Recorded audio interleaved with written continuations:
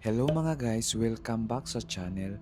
Sa video na ito, ipapakita ko ang aktual na pag-overhaul namin sa isang 3-piece electric motor onboard ship.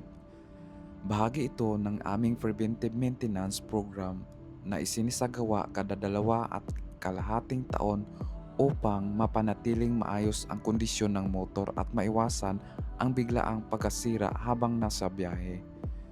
Samahan ninyo ako habang ipinapakita ko ang buong proseso mula sa disassembly hanggang final testing. Bago simulan ang trabaho, malagang i-check muna ang nameplate ng motor. Dito makikita ang voltage, frequency, power rating, RPM at iba pang specifications.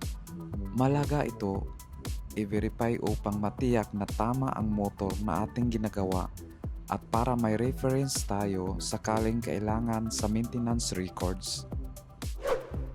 Bago magsimula sa anumang electrical maintenance, kailangan munang tiyakin ang kaligtasan. Nag-apply muna kami ng lockout, tag-out o loto upang matiyak na walang aksidenteng makakapag-energize ng motor habang ito ay inaayos. Kumpleto rin ang electrical permit at nakasuot kami ng tamang personal protective equipment bago simulan ang trabaho. Bago baklasin ang motor, nilalagyan muna namin ng markings ang bawat bahagi at kumukuha rin ng reference photos. Malaking tulong ito para madaling maibalik ang bawat piyesa sa tamang posisyon sa oras ng reassembly.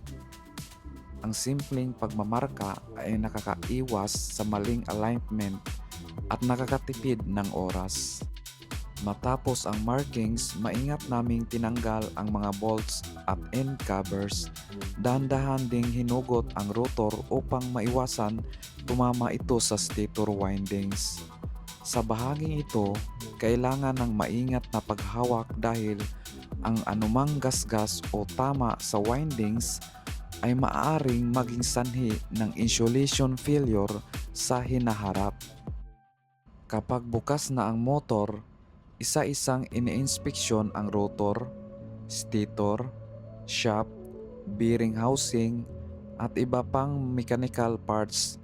Tinitingnan kung may sign ng wear, corrosions, discolorations o anumang damage.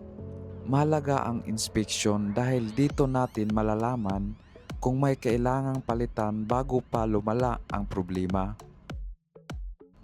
Matapos ang inspections, nilinis namin ang lahat ng bahagi gamit ang air blower at cleaning brush upang alisin ang alikabok, lumang grasa at iba pang contaminants.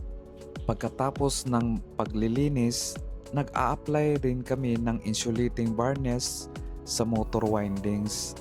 Ang insulating varnish ay nagbibigay ng dagdag ng protection laban sa moisture, vibrations, at electrical stress.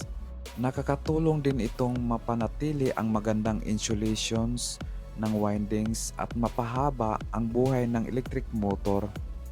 Sunod naming tinanggal ang lumang bearing gamit ang tamang bearing puller. Hindi dapat pilitin o pupukin ang shaft dahil maaari itong masira o ma-deform. Ang paggamit ng tamang tools ay nakakatulong upang maging ligtas at maayos ang pagtanggal ng bearings. Sa overhaul na ito, pinalitan namin ang dalawang bearings. Ang drive-in ay gumagamit ng bearings number 6308ZZ habang ang opposite end naman ay 6207. Bago ikabit, sinigurado muna naming tama ang bearing number at nasa maayos na kondisyon ang shaft at bearing set. Mahalaga ang tamang bearing installation upang maiwasan ang vibration, overheating at maagang pagkasira ng motor. Matapos maikabit ang bagong bearings, ibinalik namin ang rotor at lahat ng motor components ayon sa markings na ginawa bago ang disassembly. Sinigurado ring tama ang alignment at pantay ang paghigpit ng mga bolts upang maiwasan ang vibration kapag umandar na muli ang motor. Bago ibalik sa normal operation, isinagawa muna namin ang insulation resistant test gamit ang Megger upang matiyak na maayos pa rin ang insulation ng motor pagkatapos ng overhaul. Sinuri rin ang malayang pag-ikot ng shaft bago i-energize ang motor. Nang mapaandar na ito, minonitor namin ang current, vibration at tunog ng motor upang makumpirma na normal ang operation at handa na itong ibalik sa serbisyo. At ayan mga guys, matagumpay nating natapos ang overhaul ng 3-piece electric motor. Ang regular na preventive maintenance, tamang inspections, paglilinis, paglalagay ng insulating varnish at pagpapalit ng bearing ay malaking tulong upang mapahaba ang buhay ng motor at maiwasan ang hindi inaasahang breakdown habang nasa biyahe. Kung may natutunan kayo sa video na ito, huwag kalimutang i-like, i-share at mag-subscribe para sa iba pang actual electrical maintenance video on board ship. Maraming salamat sa panonood at makikita tayo sa susunod na video. Stay safe